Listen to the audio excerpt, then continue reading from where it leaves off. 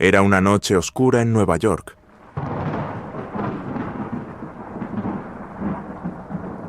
Con las luces de neón parpadeando en las esquinas y el sonido distante de los autos mezclándose con el murmullo de la ciudad que nunca duerme. En una avenida menos transitada, donde el asfalto estaba agrietado y las alcantarillas exhalaban vapor como si la tierra respirara, se encontraba una carnicería pequeña. Cortes finos de Salvatore. El lugar era peculiar. Las ventanas estaban cubiertas con cortinas gruesas que no permitían ver el interior.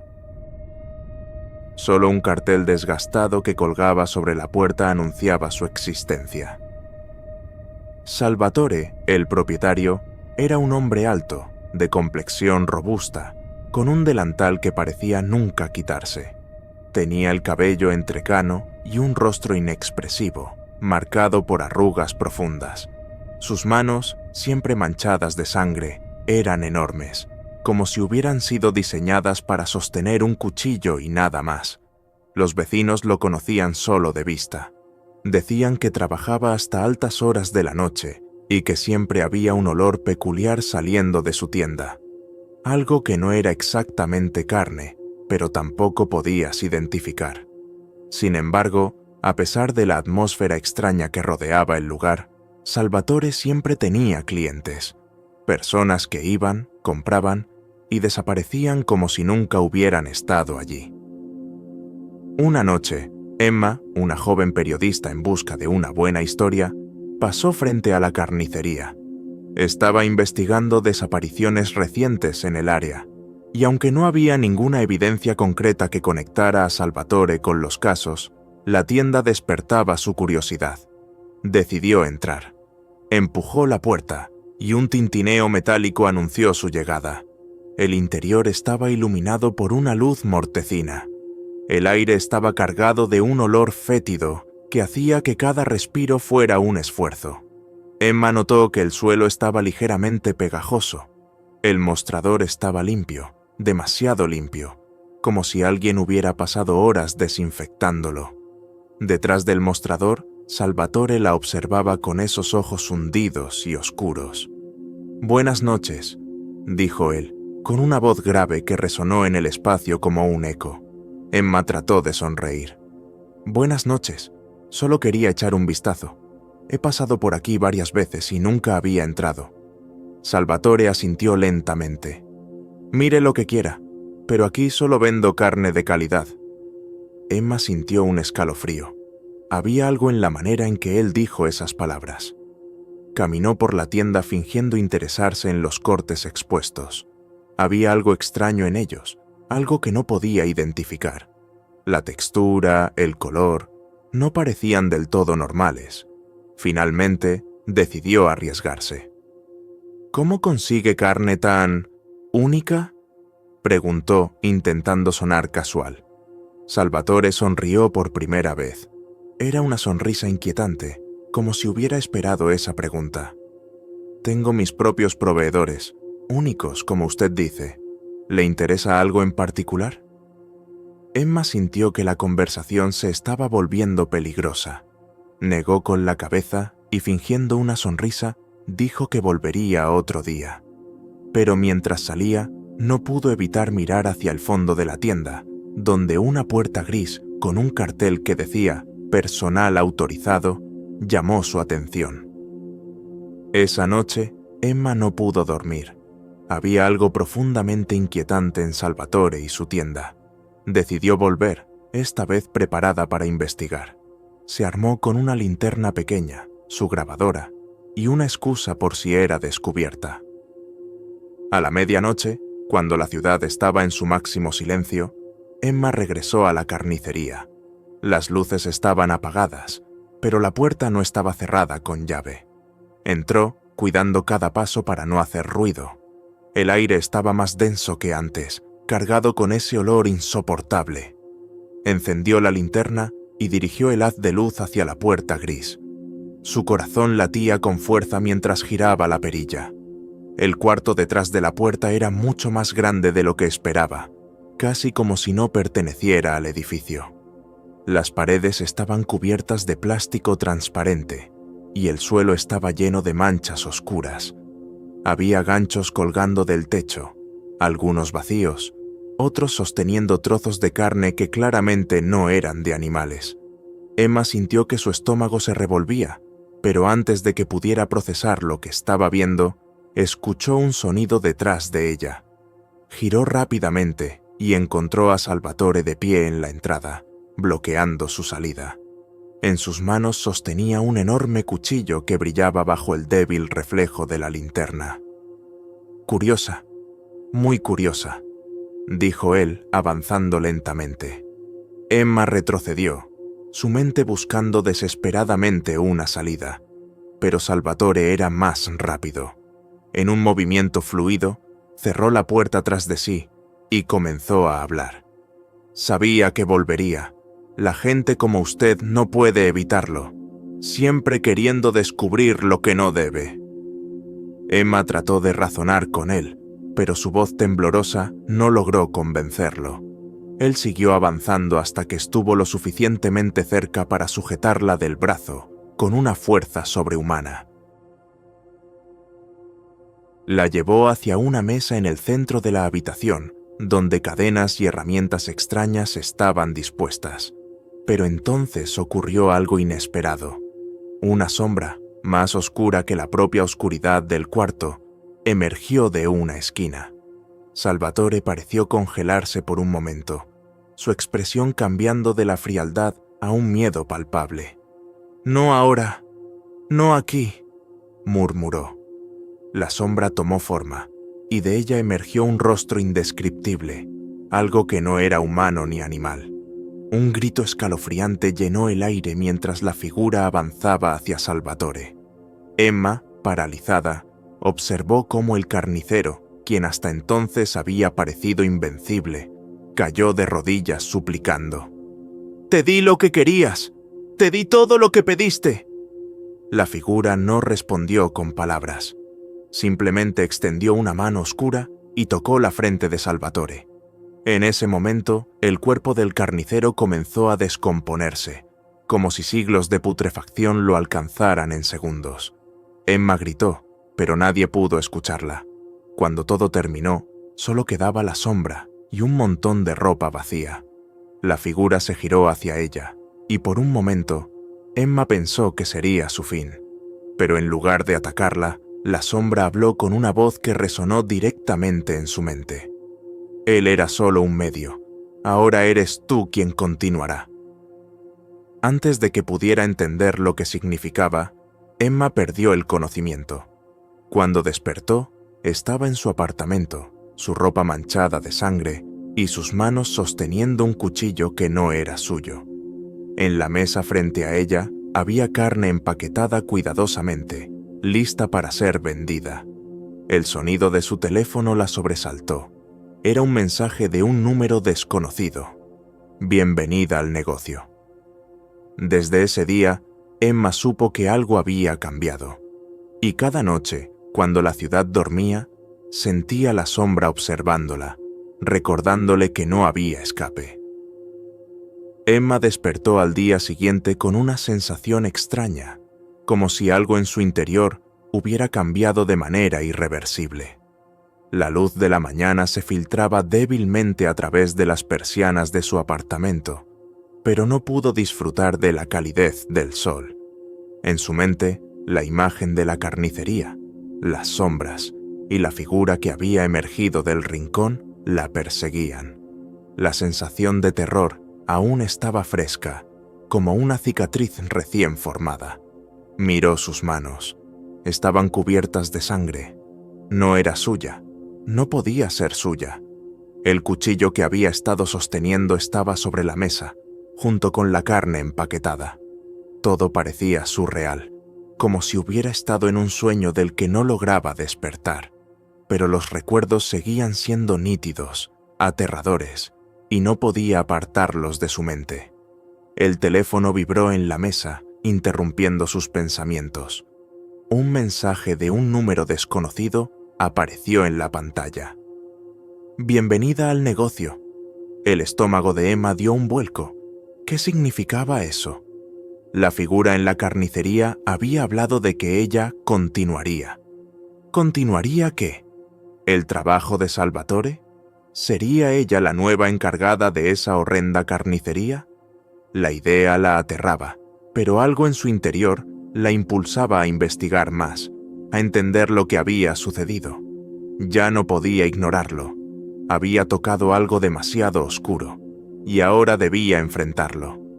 La puerta de su apartamento se abrió con un crujido. Emma se giró rápidamente. El rostro de su vecino, un hombre que apenas conocía, apareció en el umbral. «Hola, ¿estás bien?», preguntó, con tono preocupado. Emma intentó forzar una sonrisa, pero sabía que no podía engañarlo. La sangre en sus manos, la extraña sensación de desorientación, no estaba bien. «Sí, solo tengo un poco de resaca, nada grave», respondió, intentando sonar convincente. El vecino asintió, pero sus ojos no pudieron esconder la preocupación. Emma aprovechó el momento para despedirlo rápidamente y cerrar la puerta. Necesitaba estar sola. Se acercó al espejo del baño, observando su reflejo. A lo lejos, pudo ver su rostro pálido, pero algo en sus ojos había cambiado. Había algo oscuro, una chispa de locura, que no estaba allí antes. Lo sabía. La sombra que había emergido de la oscuridad la había marcado de alguna manera. Emma ya no era la misma. Decidió salir, aunque sabía que no podía evitar lo que estaba por venir. La ciudad seguía su curso, indiferente a lo que había sucedido en esa carnicería. Caminó por las calles, absorta en sus pensamientos, tratando de poner en orden los fragmentos de su mente que se desmoronaban. Al llegar a la estación de metro, Emma notó algo extraño. Un hombre que la observaba fijamente desde el andén. Tenía un rostro inexpresivo y sus ojos parecían estar llenos de una oscuridad infinita. Emma intentó ignorarlo, pero algo en él le hizo detenerse. El hombre se acercó lentamente. «¿Emma?», preguntó con una voz que le resultaba extrañamente familiar. Emma se sobresaltó. ¿Cómo sabía su nombre? «¿Quién eres?», preguntó en voz baja, sin poder evitar sentirse inquieta. El hombre sonrió, una sonrisa fría que parecía desgarrar el aire. «No te asustes, soy alguien que te conoce bien, alguien que sabe lo que has hecho». Emma dio un paso atrás, su mente comenzando a hacer conexiones peligrosas. ¿Era él parte de lo que había ocurrido en la carnicería?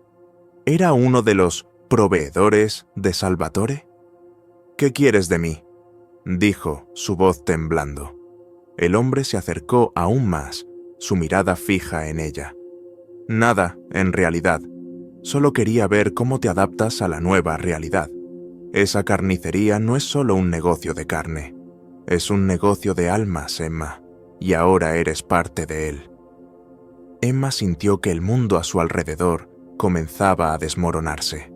¿Almas? ¿Qué significaba eso? De repente, todo tenía sentido, pero al mismo tiempo, nada tenía sentido. ¿Cómo había llegado tan lejos? ¿Qué había hecho? El hombre desapareció en el tren, dejando a Emma sola en el andén, con más preguntas que respuestas. Esa noche, cuando la oscuridad volvió a envolver la ciudad, Emma no pudo evitar regresar a la carnicería. Algo la impulsaba a volver. La necesidad de respuestas, de comprender lo que había sucedido, de enfrentar lo que había comenzado esa noche en la tienda de Salvatore. Ya no podía escapar de ello. La tienda estaba vacía, como si nada hubiera cambiado. El cartel de cortes finos de Salvatore seguía colgando en la puerta, aunque la madera parecía estar más desgastada. Empujó la puerta y el tintineo metálico resonó en el aire. El aire estaba pesado, más denso que antes, y el olor de la carne, ahora más fuerte, la envolvía por completo. Cuando entró, no encontró a Salvatore, pero el ambiente seguía siendo inquietante. El suelo aún estaba ligeramente pegajoso, como si la tienda estuviera viva. respirando con una presencia propia. En el fondo, la puerta gris, que había visto la última vez, seguía ahí. Sin dudarlo, Emma caminó hacia ella, su corazón latiendo con fuerza en su pecho. La puerta se abrió con un crujido, y el cuarto detrás de ella la esperaba, más oscuro y más frío que antes. La figura de Salvatore ya no estaba, pero el eco de su presencia seguía en el aire, como un fantasma que se negaba a irse. Emma encendió la linterna y exploró el cuarto, el mismo espacio que había visto la noche anterior, pero con un cambio palpable. Las paredes de plástico transparente seguían cubriendo el cuarto, pero los ganchos colgaban vacíos. Ya no había carne, nada. Sin embargo, en el centro de la habitación había algo que no había visto antes, una caja de madera, cerrada, con una extraña marca en su superficie. Sin pensarlo, Emma se acercó y la abrió. Dentro encontró algo que la dejó sin aliento, una serie de fotografías antiguas, todas con personas que Emma reconoció. Eran las víctimas de las desapariciones que había estado investigando. Todos habían estado allí, todos habían pasado por esa carnicería, pero lo más aterrador de todo fue la última foto. Salvatore, de pie frente a la tienda, con una sonrisa macabra en su rostro. Detrás de él, una figura oscura, como la sombra que había visto la noche anterior, estaba parcialmente visible, observándola fijamente. El teléfono de Emma vibró nuevamente. Un mensaje apareció en la pantalla. El negocio nunca termina. Ahora eres tú quien llevará la carga. Emma cerró la caja con rapidez, su mente en caos. No podía creer lo que veía, pero algo dentro de ella sabía que ahora estaba atrapada en el mismo ciclo. La sombra la había marcado. Salvatore había sido solo una pieza en un juego mucho más grande, y ahora era su turno de jugar. De repente, la puerta de la carnicería se abrió, y una figura oscura apareció en el umbral. Emma no necesitó mirar para saber quién era. El olor de la carne, el brillo en sus ojos, todo le decía que había llegado el momento, un destino del que no podía escapar.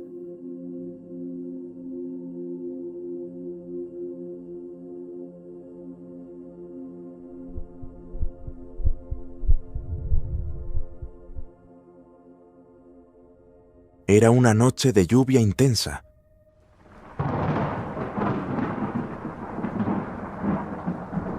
Esas que parecen empujar el alma al fondo de un abismo. Había salido tarde del trabajo, cansado y con la cabeza a punto de explotar después de una jornada interminable. Para colmo, el transporte público estaba imposible y no quería lidiar con la multitud. Así que decidí pedir un Uber. Abrí la aplicación y vi que había un conductor a pocos minutos de distancia. El coche era un sedán negro, viejo pero bien cuidado, y el conductor se llamaba Don Julio. La puntuación era alta, 4.9 estrellas, así que no me preocupé demasiado. Solo quería llegar a casa y meterme bajo las cobijas. El auto llegó rápido. Apenas me acerqué, el parabrisas se empañó un poco más por la lluvia. No podía ver bien al conductor, pero bajó el vidrio y una voz grave y calmada me dijo: ¿Eres Marcos? Asentí y me subí al asiento trasero. Apenas cerré la puerta, sentí un escalofrío que me recorrió el cuerpo. Tal vez era por mi ropa mojada o por la frialdad del interior del coche. No le di mucha importancia. El conductor no habló mucho, lo cual me pareció perfecto. Nunca he sido fan de esas charlas forzadas en los viajes. Aún así, había algo raro en él. No podía verlo bien porque llevaba una gorra que le tapaba el rostro, pero había algo en su postura, en la manera en que movía las manos al volante, algo que no cuadraba. Tomamos un camino que no reconocía, aunque mi casa estaba programada en la aplicación. Al principio pensé que era porque quería evitar el tráfico de la avenida principal, pero mientras avanzábamos, las calles se volvieron cada vez más oscuras y desiertas. Los edificios se transformaron en casas viejas y más adelante ni siquiera había alumbrado público. «Oiga, creo que esta no es la ruta habitual», le dije, tratando de sonar tranquilo. Don Julio giró un poco la cabeza, pero no dijo nada. Solo vi su perfil a contraluz. Tenía una piel extrañamente pálida, casi grisácea, como si nunca hubiera visto el sol. Algo en su rostro me hizo querer mirar hacia otro lado. Saqué el teléfono para verificar la ruta, pero cuando abrí la aplicación, esta no respondía. El mapa simplemente no cargaba y los datos parecían haberse esfumado. Intenté encender el GPS, pero también falló. Fue como si todo se hubiera detenido. «¿Puedo saber a dónde vamos?», pregunté, esta vez con un tono mucho más firme. Don Julio soltó una carcajada baja, casi gutural, que reverberó por todo el auto. «Siempre dicen lo mismo al principio», susurró, y luego volvió a guardar silencio. «¿Siempre dicen lo mismo?». ¿De qué hablaba? En ese momento, algo se encendió en mi interior. Era como si mi instinto gritara que me bajara de ese coche cuanto antes. Intenté abrir la puerta, pero no podía. Estaba bloqueada. El seguro no respondía, y las ventanillas tampoco. Estaba atrapado.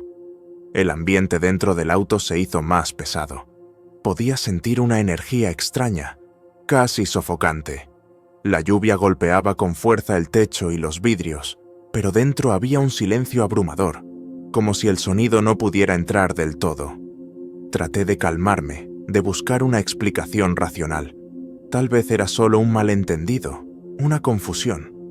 Pero entonces, el aire cambió. Un olor a humedad y tierra vieja llenó el auto. Y el retrovisor, ese maldito retrovisor.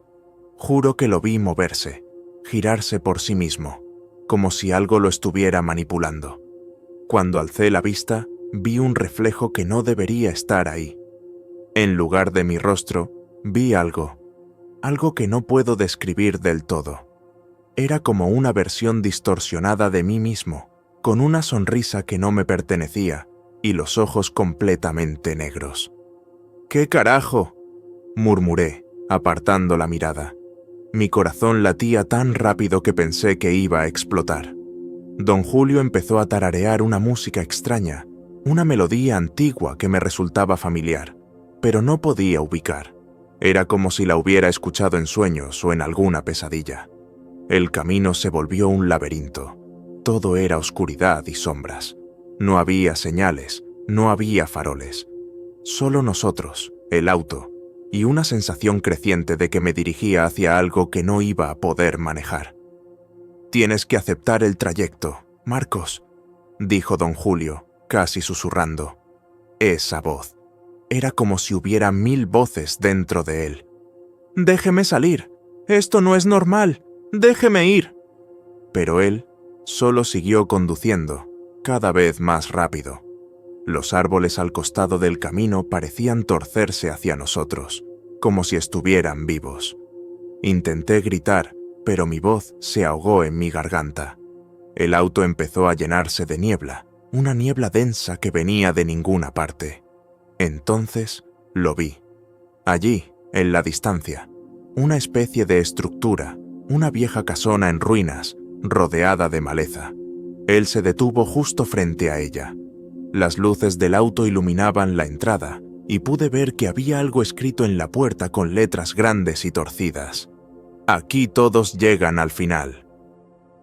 Don Julio se giró hacia mí por primera vez. Su rostro... Dios, su rostro no era humano. Sus ojos eran 2 pozos vacíos y su sonrisa era tan amplia que parecía partirle la cara en 2. «Ya llegamos, Marcos», dijo, y al hacerlo, la puerta del auto se abrió sola. Una fuerza invisible me empujó hacia afuera, hacia esa casa maldita. Intenté resistirme, pero no pude. Mis pies se movían solos, llevándome hacia esa puerta que ahora estaba entreabierta. La oscuridad dentro de la casa era absoluta, pero podía escuchar cosas, susurros, risas, llantos. todo mezclado en una cacofonía que me helaba los huesos. Cuando crucé el umbral, la puerta se cerró de golpe tras de mí. La oscuridad me envolvió, pero entonces lo entendí. No había escapatoria. Todo esto ya había sucedido antes. Yo había estado aquí antes, y entonces lo vi. Un espejo enorme en el centro de la habitación. Mi reflejo estaba allí, pero no era yo. Era esa versión distorsionada, esa cosa que había visto en el retrovisor. Me miró con esos ojos negros y, sonriendo, dijo: «Bienvenido a casa, Marcos. Ahora es tu turno de conducir». Sentí como mi cuerpo se rompía, como si algo dentro de mí fuera arrancado. Todo se volvió negro. Cuando volví a abrir los ojos, estaba al volante de un auto negro, viejo pero bien cuidado. La lluvia golpeaba el parabrisas y en el asiento trasero, alguien subía. «¿Eres Javier?», pregunté, con una voz grave y calmada que no reconocí como mía. Y así comenzó de nuevo el trayecto. El peso de lo inevitable era abrumador, pero ahora lo sabía. No era el primero, ni sería el último. Las luces de la ciudad estaban a lo lejos, como un espejismo inalcanzable. Cada gota de lluvia sobre el parabrisas parecía marcar el inicio de un ciclo interminable. Algo en mi interior había cambiado, y no solo era mi voz. Sentía la presencia de todos los que habían estado aquí antes de mí, susurros que apenas eran audibles, pero que calaban profundo en mi mente. A medida que avanzaba, reconocí el patrón. No importaba a dónde girara, siempre llegaba al mismo punto. Las calles desiertas, los edificios que parecían cambiar de lugar, y aquella sensación de estar atrapado en un sueño lúcido del que no podía despertar. Pero había algo más, algo que se movía en el asiento trasero. Mi pasajero. No quería mirarlo, pero sentía su presencia tan cerca que era imposible ignorarlo. Cada respiración, cada leve movimiento hacía que el aire se volviera más pesado. En un momento, no aguanté más y vi su reflejo en el espejo retrovisor. Lo que vi fue peor que cualquier pesadilla. Un rostro sin forma, en constante cambio, como si estuviera compuesto de todas las almas que alguna vez habían estado atrapadas aquí. «¿Qué quieres?», murmuré, casi sin darme cuenta de que había hablado en voz alta. El pasajero no respondió, solo se inclinó hacia adelante, lo suficiente para que pudiera sentir su aliento frío en mi cuello. Un escalofrío recorrió todo mi cuerpo. Entonces, como si entendiera mi pregunta, susurró con una voz que era una mezcla de miles: «Solo somos pasajeros, y tú, ahora, también lo eres». Mis manos temblaban al volante, pero no podía detenerme. Algo más controlaba el auto. Las luces de la ciudad desaparecieron por completo, y me encontré nuevamente en un camino rodeado de árboles retorcidos que parecían alcanzar el auto con sus ramas. Sentía que algo me observaba desde las sombras, algo mucho más grande que yo o que cualquier comprensión humana. Llegamos a una bifurcación y el auto se detuvo por sí mismo. En el asiento trasero, el pasajero extendió una mano, señalando hacia la derecha. Giré el volante casi sin pensar, como si su voluntad fuera más fuerte que la mía. Cada giro, cada kilómetro, me llevaba más profundo en la oscuridad. Finalmente, llegamos a otro lugar. Esta vez no era una casa, sino un vasto campo cubierto de niebla, con cientos de autos idénticos al mío, estacionados en filas interminables. Cada uno tenía un conductor al volante, y cada uno tenía un pasajero. Era como un cementerio viviente, un lugar donde las almas quedaban atrapadas para siempre en un ciclo interminable de trayectos. «Bienvenido a tu destino final», susurró el pasajero, y en ese instante desapareció. El auto quedó en silencio. No sabía qué hacer. Intenté salir, pero mis manos seguían pegadas al volante. Intenté gritar, pero mi voz no salía. Entonces vi cómo los otros autos comenzaban a moverse lentamente, como si fueran parte de una macabra procesión. Algunos conductores miraban hacia adelante con expresiones vacías. Otros tenían lágrimas rodando por sus mejillas, pero ninguno decía nada. Cada uno avanzaba hacia un destino que nunca alcanzaría. De repente, las luces de mi auto se encendieron y el motor rugió con fuerza. Mi cuerpo, como si ya no me perteneciera, giró el volante y comenzó a seguir la fila de autos. El cielo, que antes estaba cubierto de nubes negras, ahora era de un rojo oscuro, como si el mundo estuviera envuelto en llamas lejanas. La carretera parecía extenderse eternamente, y cada kilómetro que recorría sentía cómo mi humanidad se desvanecía un poco más. Vi algo en el horizonte, una figura alta y oscura que se alzaba en medio de la carretera. Su silueta era imponente, con extremidades largas y deformes que parecían fundirse con el aire mismo. A medida que me acercaba, su rostro comenzó a definirse. Era una amalgama de todos los rostros que había visto esa noche, incluidos los míos. Su sonrisa, que ocupaba todo su rostro, era lo último que vi antes de que todo se desvaneciera. Y así, el ciclo comenzó de nuevo. Mi nombre ya no importaba. Mis recuerdos eran fragmentos dispersos que apenas podía juntar.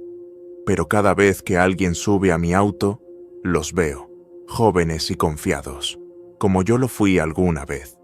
Y me pregunto cuánto tardarán en darse cuenta de que no hay escapatoria, que este trayecto nunca termina.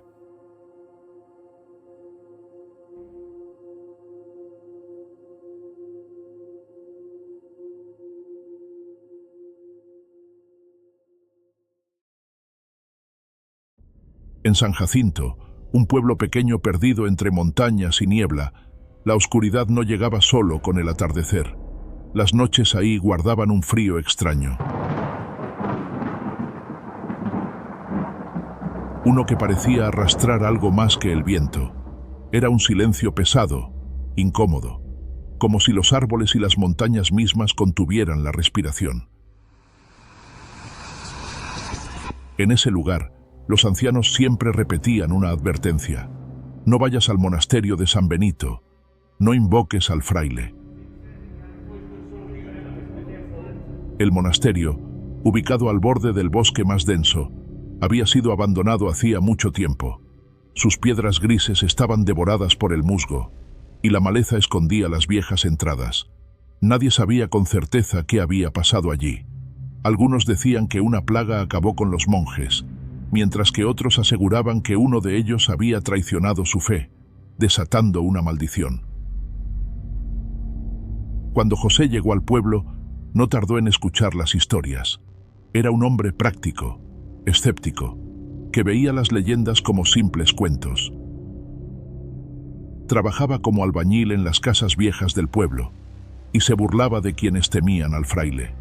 Una noche, en la cantina del pueblo, el Zorro, un viejo pescador conocido por sus bromas pesadas, decidió retarlo. Dicen que eres valiente, forastero. ¿Por qué no pruebas tu temple en el monasterio? Una noche ahí, y te vuelves leyenda entre nosotros. José, algo animado por el mezcal, aceptó sin pensarlo 2 veces. Me voy ahorita mismo. Mañana regreso y te cuento cómo me dormí en ese agujero, Zorro. Pero vas a pagar las cervezas toda la semana. Algunos intentaron detenerlo. No es cosa de juegos, dijeron, pero José no escuchó. Se armó con una linterna, su machete y una botella de mezcal. El camino al monasterio era traicionero, con el aire helado y el crujir de las ramas bajo sus botas como únicos compañeros. A medida que avanzaba, el bosque parecía cerrar sus brazos alrededor de él, dejando que la luna apenas se filtrara. Cuando llegó, el monasterio lo recibió como una boca abierta en medio de la oscuridad. La puerta principal estaba rota, colgando de sus bisagras oxidadas. Empujó la madera con el machete y entró. El interior era aún más opresivo. Las paredes de piedra reflejaban el eco de cada paso, y el aire estaba cargado con un olor a humedad y podredumbre. José instaló una pequeña fogata en una esquina y se preparó para esperar.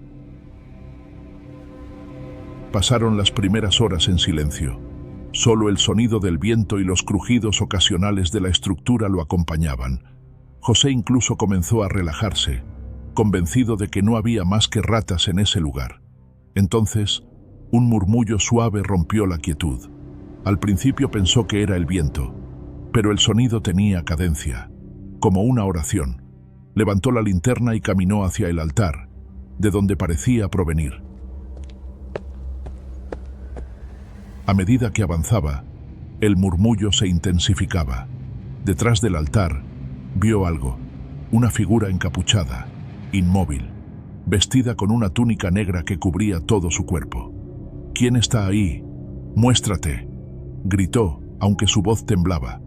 La figura no respondió, solo permaneció quieta, con la cabeza ligeramente inclinada hacia abajo. Pero algo estaba mal.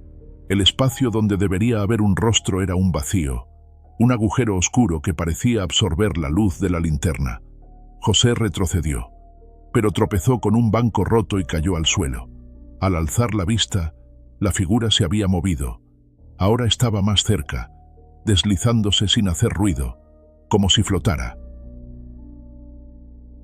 En pánico, tomó la botella de mezcal y la lanzó contra la figura, pero el vidrio atravesó el aire vacío y se rompió contra la pared.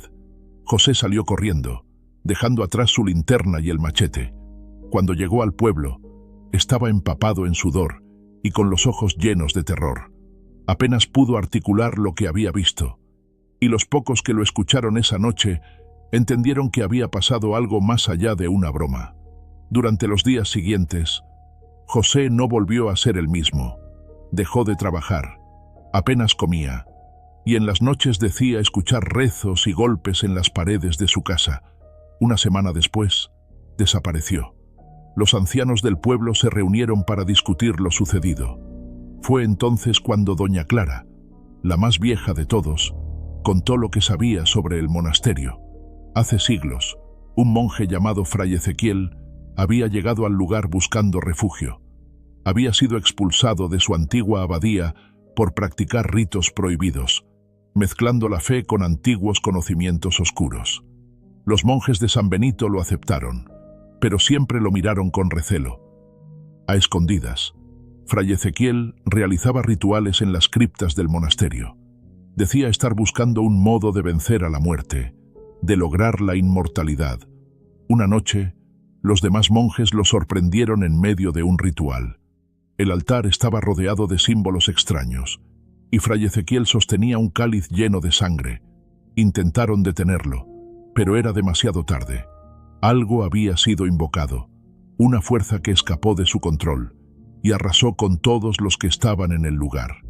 Cuando los aldeanos llegaron días después, encontraron el monasterio vacío, con un olor a muerte que persistió por décadas. Desde entonces, se dice que el espíritu de Fray Ezequiel quedó atrapado en ese lugar, vestido con su túnica negra como un recordatorio de su traición. Años después, un grupo de investigadores paranormales llegó al pueblo. Querían explorar el monasterio y documentar la leyenda del fraile. Llevaban cámaras, sensores y grabadoras. Aunque los vecinos les advirtieron que no fueran, ellos no escucharon. Entraron al monasterio al anochecer, listos para pasar la noche. Las primeras horas transcurrieron sin incidentes, aunque captaron algunas temperaturas inusuales y ruidos extraños. Fue alrededor de las 3 de la madrugada cuando las cosas comenzaron a torcerse. Uno de los investigadores encontró un viejo rosario negro en el altar. Cuando lo levantó, un estruendo sacudió el lugar. La puerta principal se cerró de golpe, y todas las luces de sus equipos fallaron al mismo tiempo. De la oscuridad surgió el murmullo, una oración gutural en un idioma desconocido. Al alzar la vista, vieron al fraile al final del pasillo, avanzando hacia ellos sin tocar el suelo. Intentaron escapar, pero el fraile bloqueó su camino. Sus cámaras grabaron brevemente el rostro vacío, un agujero negro que parecía devorar todo a su alrededor. Uno de los investigadores gritó: pero su voz se desvaneció en un eco que nunca regresó. Solo uno logró salir con vida, aunque en estado catatónico. Nunca habló de lo que vio. Desde entonces, el monasterio de San Benito permanece intocado. En las noches más oscuras, los habitantes de San Jacinto dicen escuchar rezos provenientes del bosque, y algunos aseguran haber visto una sombra encapuchada deslizándose entre los árboles. La advertencia sigue vigente. Nadie puede escapar de la muerte vestida de fraile.